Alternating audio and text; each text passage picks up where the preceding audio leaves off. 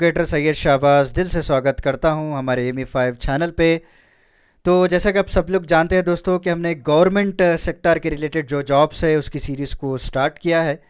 तो आज उसी सीरीज़ का तीसरा वीडियो आज हम डिस्कस करेंगे, जो कि one of the most privilege job मानी जाती है। आईएएस आईपीएस के बाद थर्ड जो एग्ज़ाम है उसका नाम है आईएफएस एग्ज़ाम। जी हाँ, जिसका फुल फॉर्म है Indian forest service. Don't confuse with Indian foreign service, ठीक है, वो भी होता है आईएफएस जिसे कहते हैं, बट यहाँ पे हम बात करेंगे इंडियन फॉरेस्ट सर्विस के बारे में दोस्तों। जी हाँ, इसका डेफिनेशन क्या है, इसका इंपॉर्टेंस क्या है बोलूँगा मैं आपको, राइट। और क्या क्या इसका एजुकेशन क्वालिफिकेशन है, नंबर ऑफ अटेम्प्ट्स, ये सारे सिमिलर रहेंगे। जो जो अलग है इसका एलिजिबिलिटी क्राइटेरिया हो गया, या फिर जो इसका एज लिमिट कितना है, क्या क्या सैलरी रहेगी, इसके रोल्स एंड रिस्पॉन्सिबिलिटीज़ क्या है, इसके पर आज हमारा लेक्चर ज़्यादातर फोकस करेगा। ओके, क्योंकि लंबा लेक्चर भी नहीं बनाना है, क्योंकि सारे बच्चे जो है बोर हो जाएंगे कि क्या ये लोग बक रहे हैं। शॉर्ट एंड क्रिस्प में आपको बताऊंगा दोस्तों।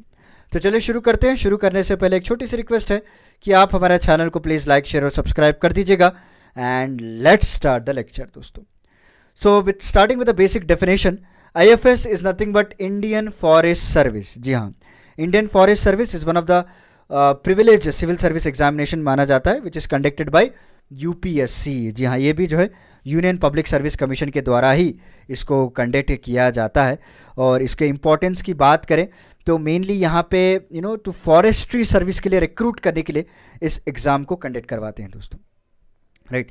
So mainly they full focus on forestry service, and the main mandate of IFS service is the implementation of national forest policy which aims to ensure environmental stability and maintenance of ecological balance दोस्तों। okay?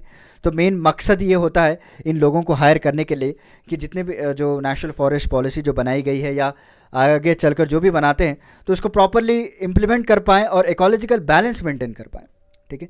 And this IFS officer is largely independent of district administration and exercise administrative या फिर judicial and financial power भी इनको दिया जाता है इनके खुद के डोमाइन में। Okay, it's not like they are interfering in another domain. इनके खुद के डोमाइन में जो है फुल्ली इंडिपेंडेंट होते हैं, चाहे वो फाइनेंशियल पावर्स हो चाहे वो जुडिशियल पावर्स हो, ओके, कुछ भी हो, they are independent of them.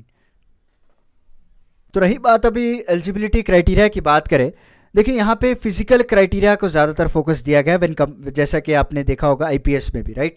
तो aspirant must be physically fit according to the physical standards for admission into this Indian forest service exam.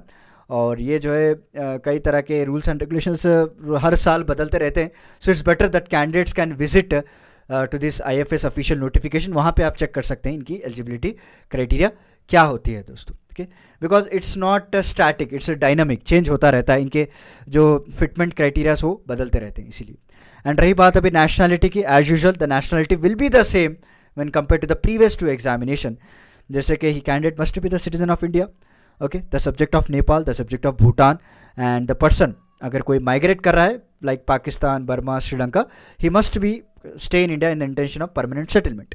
तो उनको भी जो है ये दिया जाता है दोस्तों, right. But centres in India की बात करें, यहाँ पे एग्जामिनेशन सेंटर्स जो है will mostly held in Delhi, Haryana, Punjab, Rajasthan, Gujarat.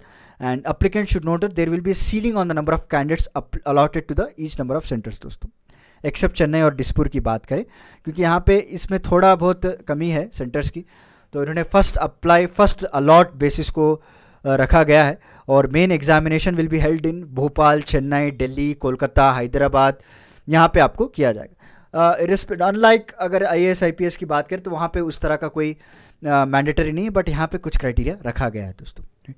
And रही बात अभी एजुकेशन क्वालिफिकेशन की, तो here also the candidate should hold a bachelor degree with least one of the subject, namely animal husbandry and veterinary science, या फिर botany, chemistry, zoology, okay, statistics, या फिर कोई बैचलर डिग्री किया हो एग्रीकल्चर में, ओके, या फिर कोई इंजीनियरिंग किया हो फ्रॉम रिकॉग्नाइज्ड यूनिवर्सिटी, वो भी अप्लाई कर सकता है दोस्तों।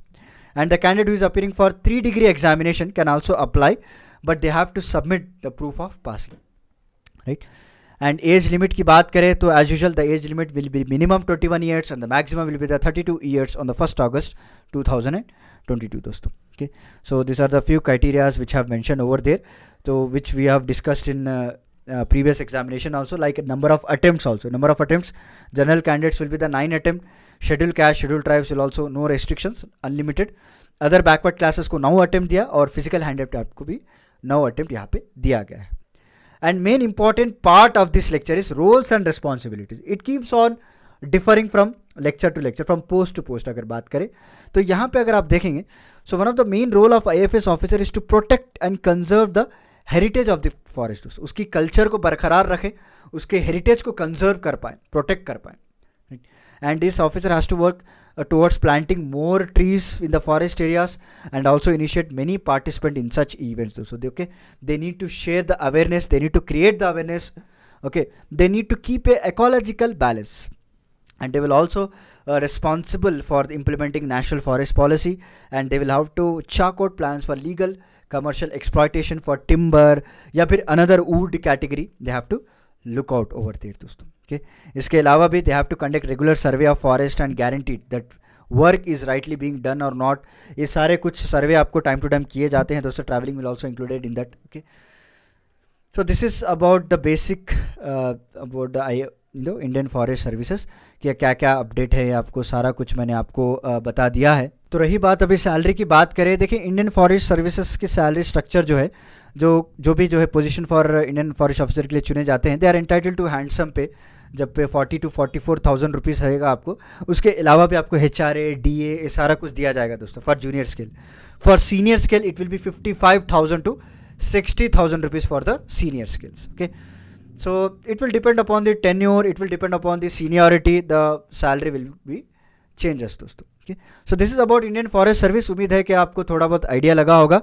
तो चलिए मिलता हूँ मैं आपको अगले लेक्चर में कुछ इंटरेस्टिंग टॉपिक के साथ. तब तक के लिए धन्यवाद. Take care, stay safe, stay healthy and also stay warm, क्योंकि बाहर weather condition is so bad. So please take care of your health guys. Thank you so much.